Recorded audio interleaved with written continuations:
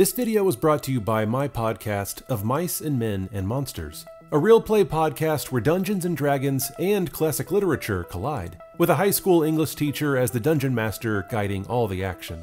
We've already wrapped a Frankenstein storyline, and we're now making our way through Moby Dick. New episodes are released every other Wednesday, so go to wherever you listen to podcasts and search for Of Mice and Men and Monsters so you can start listening now. I made this short film last year called Vibrato.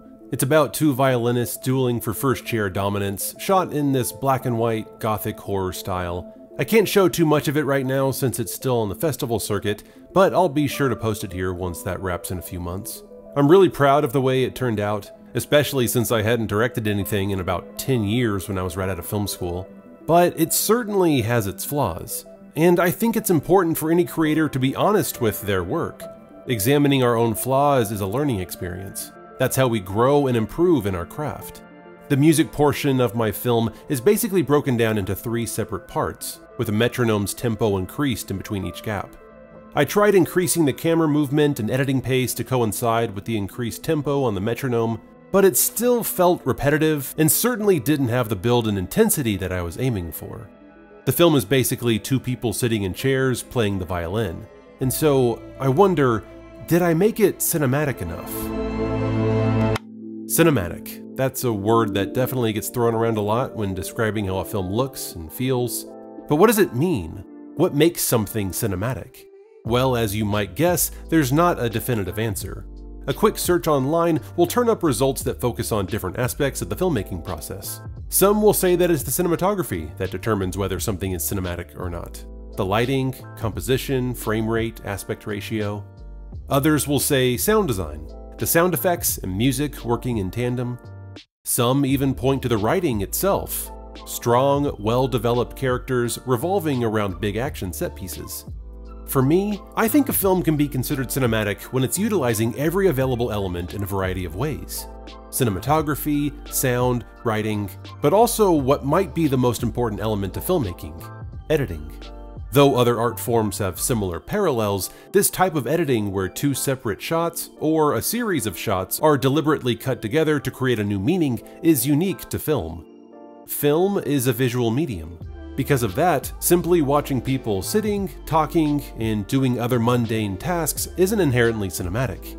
So, how have filmmakers effectively used the tools at their disposal in order to make the monotonous more cinematic? A conversation about math and scouting evaluations in Moneyball is made more cinematic with visuals of the math equations and players in question. Rapid editing highlights the tedious work involved in the process, and the underlying music by This Will Destroy You serves as a leitmotif throughout the movie. Mark Zuckerberg's hacking into Harvard's database in The Social Network is made more cinematic with Trent Reznor's driving score. Rapid visuals of Mark simultaneously coding while also blogging highlights his superior skills, and the cross-cutting between the frat party and comparing women's looks to each other reinforces the deeper themes at play. The TV show Sherlock is well known for visualizing information in interesting and unique ways. They visualize everything from phone calls and text messages, and use rapid close-ups of objects coinciding with text in varying fonts and colors in order to get inside the mind of Sherlock as he investigates the world around him. But in each of these instances, there also needs to be variety. Watching a single cinematic choice play out over and over again will make the final product repetitive and boring. Think about the boxing matches in Raging Bull, the action scenes in John Wick 3, and the performances in Whiplash.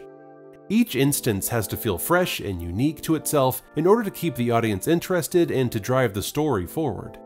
I can't think of a better example in recent memory of a show that was able to turn the monotonous into something stunningly cinematic than Netflix's miniseries The Queen's Gambit. Throughout the 7-episode run, we watched the protagonist Beth Harmon play chess dozens of times, but writer-director Scott Frank is able to use every tool available to him in order to make sure that each instance feels unique, cinematic, and never boring. In the first episode, Openings, there's a lot of firsts that build on top of each other with each new game. The first time we're introduced to the game of chess, it's from a distance. All the shots are from the same angle, from Beth's POV, as she spies on Mr. Scheibel, shot on an extremely long lens that has everything else falling out of focus. She then has her first hallucination brought on by the tranquilizers, but it's empty since she doesn't know anything about the game. The first time she plays, the entire game is captured in one simple shot. Not flashy at all. The next time she hallucinates, the pieces appear and move now that she understands the game. As she continues playing and learning, the shots alternate with each player's turn. Music plays underneath for the first time when she wins her first game. The cinematic elements start stacking up, paralleling with Beth's growing skills and knowledge of the game. The next few times she plays, the focus isn't on the pieces moving around the board, it's on the faces of Beth's opponents, specifically how they react to her great skill, the arrogance of the boys, and the growing spectacle surrounding her. In the second episode, Exchanges, the sound effect of the ticking game clock is introduced, adding intensity to the matches. And later, cross dissolves are added to show the passage of time during long, difficult matches. In the final championship match against Harry Beltic, there are a number of different elements at play. The match begins with an eerie quietness as all music is stripped away. Harry's game clock ticking in his absence is the only thing we hear. He shows up late with coffee, yawns, and snaps his rebuttal moves. All tactics to get inside Beth's head and rattle her, which he clearly does. She steps away to collect herself and takes a tranquilizer, unlocking the visual board inside her mind that's already been established. When she comes back, the music comes in and the camera angle shifts. It's now head-to-head, reinforcing the battle at hand. And that coincides with the dynamic shifting as well. She now has the edge. In the third episode, Double Pawns, the camera floats, untethered and unhinged for the first time as Beth's POV plays out multiple scenarios in rapid succession.